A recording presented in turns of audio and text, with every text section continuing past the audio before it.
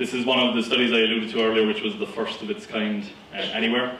So I'm really interested to hear the results of this. So I'd like to introduce Nick Austin, Mike Brock, Brittany D'Angelo, Cal Fraser, Trevor Hines Duncliff, Jake Lamarra, Lauran Livingston, Matt Pusateri, and they're going to be talking about the effects of stress on the driving abilities of paramedic students. Please give them a hand.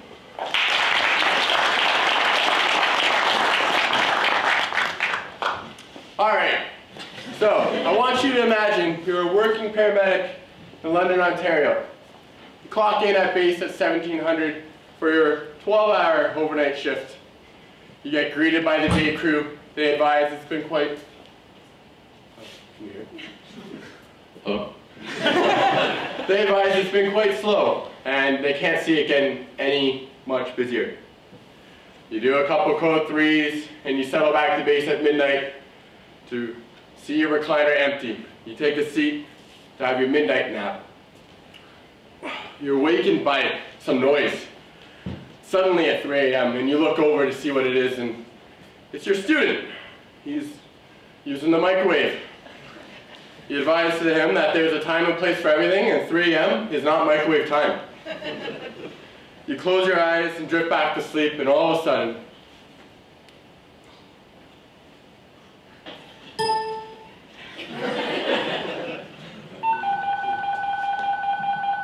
1176, code 4 for BSA. Your heart starts pounding, the adrenaline takes over. Everything's shaking, you jump out of your seat. Your student runs to the truck, drops his food everywhere. You jump in the driver's seat and wait for dispatch to give you the call details. 1176, I need you code 4 for his VSA for a 5-year-old. You're going to the corner of Wonderland and Oxford Streets. UTM 3482484. You then flick on the lights and tear out of the ambulance bay. You're such a great paramedic, so you start speaking to your partner about how the call's going to go. Your partner advises that he can barely hear you because the adrenaline's taking over and your voice is shaking, kind of like mine. You depart to the hospital as fast as you can. Sorry. You arrive on scene, you do as much as you can. You know that the only thing that you have left now is to get to the hospital as quick as possible and as fast as you can. You depart to the hospital. Your partner yells at you for a patch as you're in the back. You approach a stop sign, and you know that you're supposed to stop, but the adrenaline and the stress takes over and you get tunnel vision on the call, and you fly right through it. The next thing you see at the corner of your eyes is the headlights of another vehicle, and all you hear is a thud of impact. Metal on metal, screech on screech, the sirens turn off. My name is Matt Pusateri. This is Michael Brock, Cal Fraser, Brittany D'Angelo, Jake Lamarra, Lauran Livingston, Nick Austin, Trevor Hines Duncliff, and we're looking at the effects of stress on driving abilities of paramedic students. Just a quick overview slide here. The first couple things that we're going to touch up on are first the literature review, purpose and hypothesis, materials and data selection, methods, ethics, data analysis, results, future studies, and acknowledgements.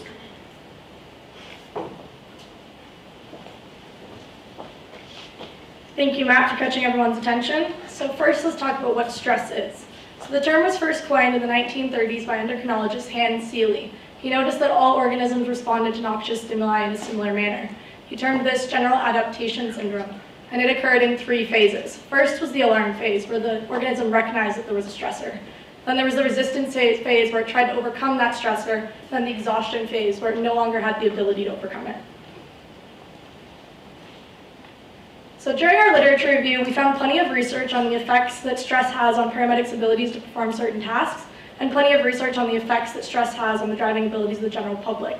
But we didn't find any research on the effects that stress has on the driving abilities of first responders. Some sources of stress for paramedics include high acuity patients that decompensate quickly, mentally demanding procedures, working while fatigued, lack of personal time, and peer support. So this stress was found to have a negative effect on paramedics' overall performance, their communication skills, their ability to accurately recall information, and their ability to provide adequate ventilations. Some other studies found that stress had no effect on certain tasks, such as CPR quality. So it was discussed that this could have been due to the use of more experienced paramedics in these studies, who aren't less affected by the stress, but have better coping abilities to overcome that stress, and have more experience using cognitive offloads for these skills that they do all the time. Overall, the results were very conflicting and ambiguous. In the general public, critical driving errors were linked to stressors such as adverse road conditions, other drivers, personality type, time constraints, and occupational stress, which is notable for us. Another study found that ER physicians had a decreased ability to perform certain drive-related tasks after they were finished a shift, and this included slowed reaction times, poor anticipation of speed, and decreased visual motor control. So although none of these studies looked at the driving abilities of paramedics, we know that ambulances are involved in a significant number of collisions every year. In a 10-year period in the US, there were 397 ambulance collisions, majority of which occurred while the ambulance was driving lights and sirens. As many of you may have heard in the media last week, there was a collision in Chicago that was involving 2 male paramedics in their 50s and a 48-year-old male patient. Witnesses say that the driver failed to brake before running into a brick wall, and all 3 of them died due to blunt trauma later that day in the hospital. So every year, the OPP takes a look at all of the road accidents that happen, and in 2014, they found that of the 216 road deaths, 77% of them were due to what they call the Big Four. And this includes distracted driving, speeding, driving under the influence, and not using a seatbelt. So to summarize that for you, we know that paramedics perform worse on certain tasks when they're stressed, and we know that the general population has a decreased ability to drive when they're stressed. So what does that mean for the driving abilities of paramedics?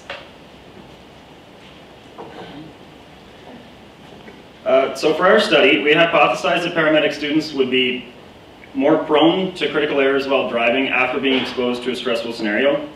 And we wanted to better understand the effects that this stress had on our driving ability. We also want to influence education more to deal with this stress, as we are in a very stressful occupation. And as Alan said earlier, we want to kind of start the conversation, as nobody has looked at this yet. So for our population, we used a direct recruitment of a convenient sample size of both first and second year paramedic students. We had 36 in total, 29 of which were first year and 7 were second year. All the subjects had minimum G-class license.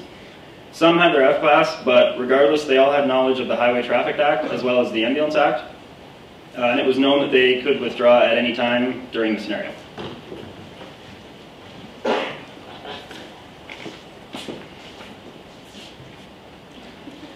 Hello. So this is a photo of our driving simulator that we had access to. It's owned by Fanshawe College. It is an L3 Communications Patrol Sim driving simulator. Again, graciously allowed us to use with the help of Mark Dwyer and just the college in general. And then this is Cal and Brittany using the OpCon Windows application, which allows us to control and alter the environment in the simulator.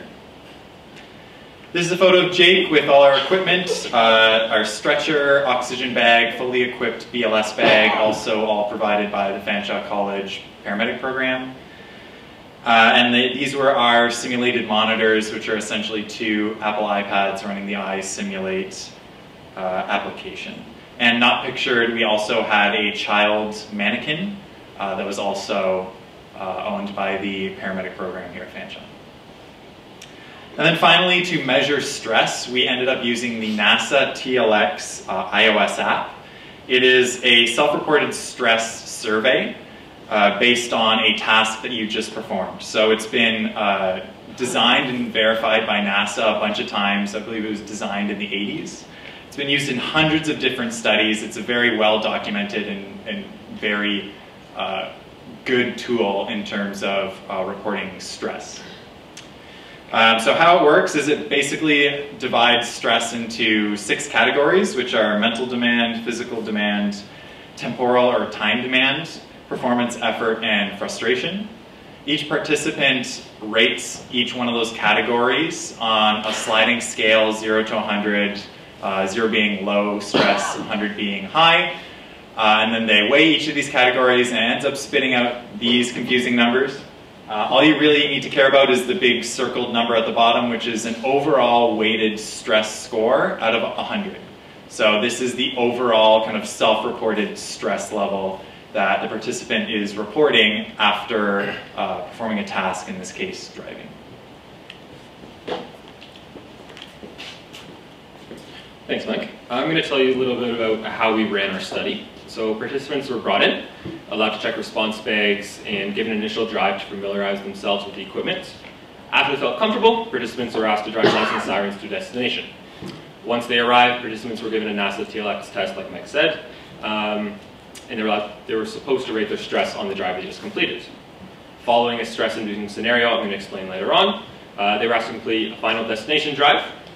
Once they arrived, participants were asked to complete a second NASA TLX scale, rating their stress on that second drive. All participants were offered a debrief at the end of the study. So, the scenario we ran the scenario it was designed to induce stress on participants. So they were dispatched code 4 for a potential 5-year-old VSA. On arrival, crews were greeted by a frantic parent who thrust their unresponsive child into responders' arms. Participants were expected to run a medical cardiac arrest scenario while constantly being distracted by this distraught parent, who was Matt, and he said phrases like, "Do you know what you're doing? Why are you still here? Get to the hospital." And while he was doing this, he was constantly moving equipment, invading personal space, and making it a bit more of a challenge than your typical cardiac arrest. So during transport, participants were back in the drive simulator. So they completed the second destination drive while the scenario was being run in the back of the ambulance. And upon completion of that, they were given the second NASA TLX scale. Awesome. So, all right. Awesome. So thank you. I'm going to talk a little bit about the different data we collected and how we collected that data. So first, I'm going to speak a little bit about our data collection. So what we were looking for here was to break down the pre-stress, the baseline drive, and the post-stress drive, and determine critical errors that were made by our participants during those types of drives. We also looked at the different types of critical errors and the number of them. We also looked at the amount of stress that these individuals felt before and after they went through that stressful stimulus. All right, so we took that data we collected and we tallied it up, and we kind of looked at it and we broke it down. So we performed statistical analysis on it, namely a one-tailed t-test, to determine whether or not the baseline drive and the post-stress drive differed in the number of critical errors made during those drives. We used the confidence or p-value of 0.05 to determine statistical significance, which gives us a 95% confidence interval. So overall, we did find that people were more stressed during that second drive. During that post-stress drive, they were more stressed. So that's what this graph here is showing. So we do know they're more stressed after having to run that pediatric VSA.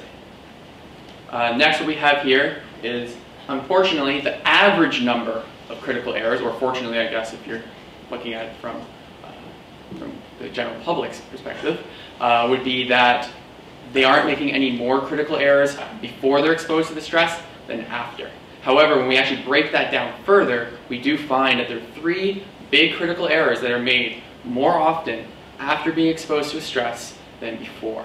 Okay? Namely, the first one here is seatbelt use. So we're noticing that people are not wearing their seatbelts after they've performed that stressful scenario. So they get back in the driving seat and they forget to buckle up. Okay, and that was statistically significant. The next one we're seeing here is failure to stop. So what this is it's not stopping at stop signs or blowing through intersections with red lights. So we're seeing a massive amount of increase here of people who, once they've run that stressful scenario, they're no longer stopping. They're just going, and they don't stop at intersections to check to make sure it's clear. Okay?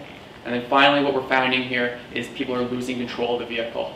So after they've been exposed to that stress, they're more likely to skid out on turns, they come off the road and completely skid out.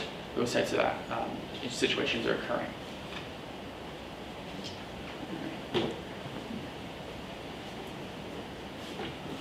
Thank you, Trevor.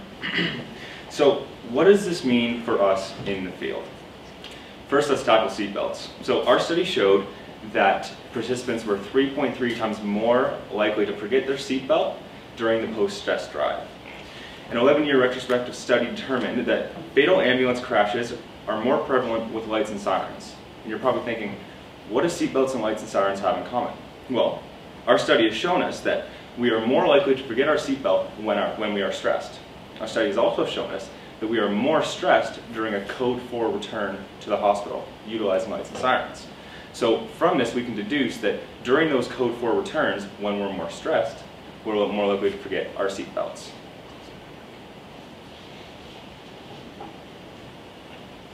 Next, let's tackle red light running, or blowing stop signs. So failure to stop at red lights and stop signs is one of the most leading causes of accidents worldwide. Studies have showed that injuries were more prevalent in accidents that started from somebody running a stop sign, these 45%, compared to all other types of accidents at 30%. Another study showed that the majority of fatal crashes occur at intersections. From this tells me that our lights and sirens are great, but they're not enough.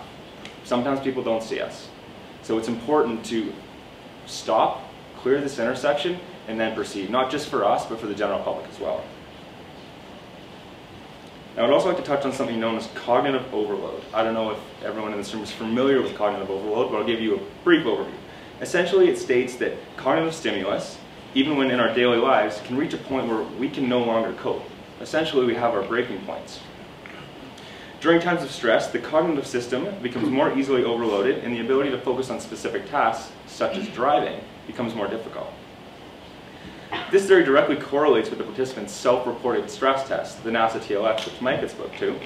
And based upon what we can gather from our study, we can infer that given these specific driving errors, the cognitive overload could play a role as to why they're forgetting their seatbelts and why they're running red lights.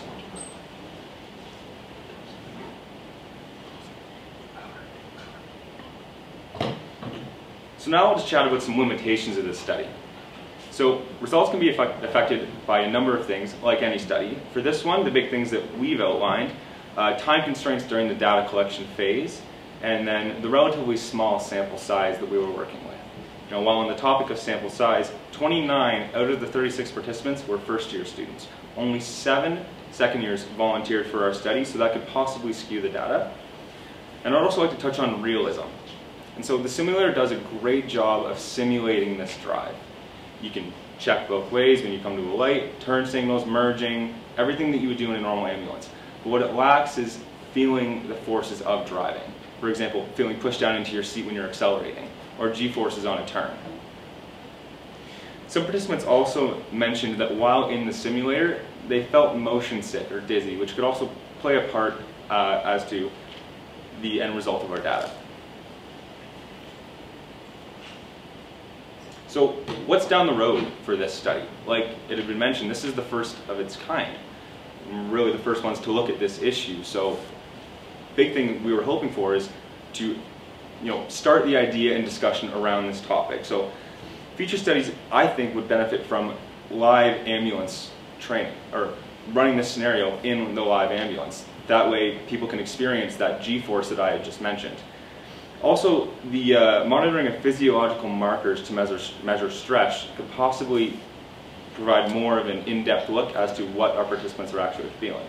A study done by Healy and Picard suggests that skin connectivity and heart rate are the closest correlation to driver stress. So by further monitoring those things, we can get a better understanding as to what's actually going on with that driver.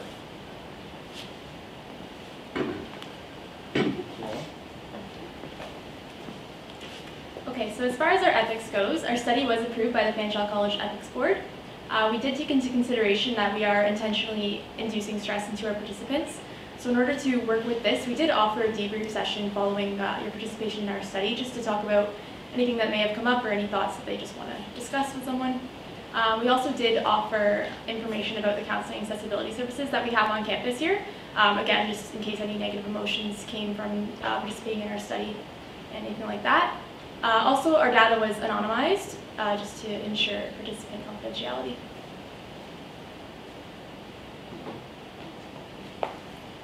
And now just our last slide here before we wrap it up.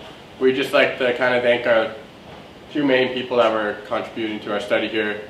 Our main one, Mark Dwyer, as you can see, retired OPP sergeant. He was really one that helped, made this study kind of happen. Without him, we would still be semesters behind. So we really thank him a lot for doing everything he could have done. And also Jason Constable, PCP with Elgin St. Thomas Paramedic Services. He also came in as much as he could to help supervise us while we were running our studies. We'd like to now open up the floor to any questions.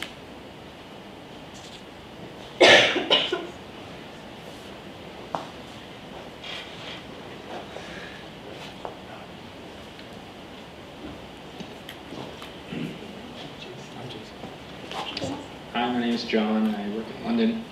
Excuse me. I was just wondering, what were the critical errors that you were looking for in their participants? Hi, John. Thanks for the question.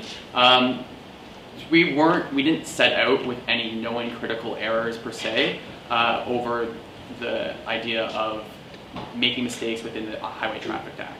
And so we are looking at all the driving. The simulator itself produces critical errors as it sees them. So things like collisions, for instance, not wearing your seatbelt, those types of things, as well as we have a researcher sit and observe the drive as well to determine whether or not any other critical errors, so failing to stop at a stop sign, for instance, would occur. So we're kind of just following the Highway Traffic Act and the Ambulance Act to give us guidance to what may occur, and from that, if we observed it, we would record it. Does that answer your question? In the front here.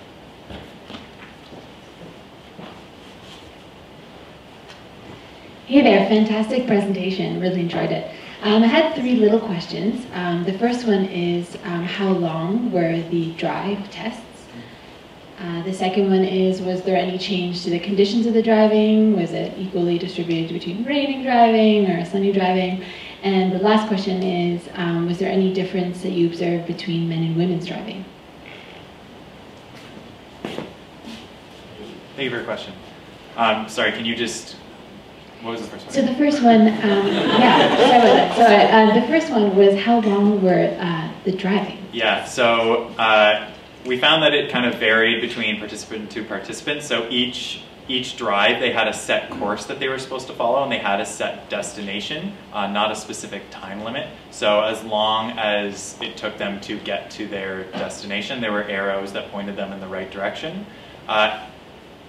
These are just these are not official numbers, but it generally took anywhere from 2 to 5 or 6 minutes for them to complete each drive. And then the next question was about weather. Was there any, were there any variables of weather included? No, we wanted to keep the drives, so they were 2 different courses, but we wanted to keep them kind of as similar as possible. So it was, the weather that was in the simulator was just bright and sunny, no snow or rain or anything like that.